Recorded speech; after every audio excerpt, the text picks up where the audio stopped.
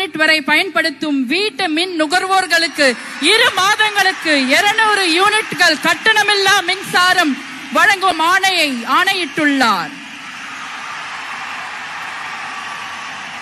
மாண்புமிகு தமிழ்நாடு முதலமைச்சர் அவர்கள் பெண்களின் பாதுகாப்பினை மேம்படுத்தும் பொருட்டு தடுப்பு மற்றும் பாதுகாப்பு யுத்திகளை முதன்மை மற்றும் ஒற்றை இலக்கை கொண்டு செயல்பட சிங்கப்பெண் சிறப்பு அதிரடி படையை உருவாக்குவதற்கு ஆணையிட்டுள்ளார்.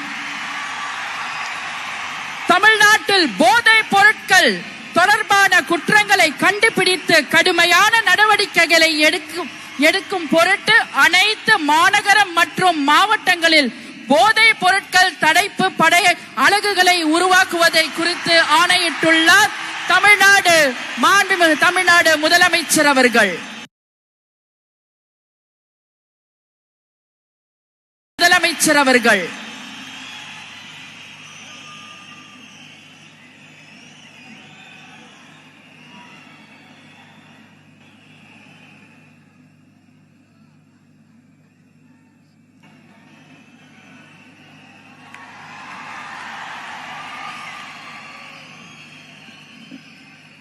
We welcome the Honorable Chief Minister of Tamil Nadu to address the gathering.